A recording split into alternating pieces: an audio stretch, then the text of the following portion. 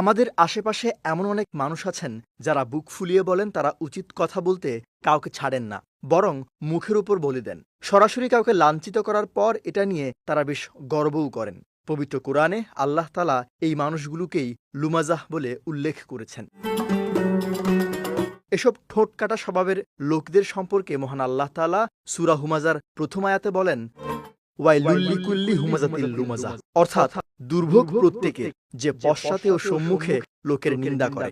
উক্ত আয়াতে উল্লিখিত হুমাজাহ হচ্ছে কারো পেছনে কথা বলা বা গীবত করা, আর লুমাজাহ হচ্ছে কাউকে সামনাসামনি দোষ ধরে অপমান করা। হযরত কাতাদা রহমাতুল্লাহ আলাইহি বলেন, সূরা হুমাজার ভাবার্থ হল মুখের ভাষায় এবং চোখের ইশারায় আল্লাহর বান্দাদের কষ্ট দেয়া। বর্তমান সমাজে গীবত এবং কাউকে তাচ্ছিল্য ভরে কোনো কিছু বলাটা মহামারী আকার ধারণ করেছে, অথচ মহান আল্লাহ তাআলা এই মানুষদেরকে পরিবর্তন হতে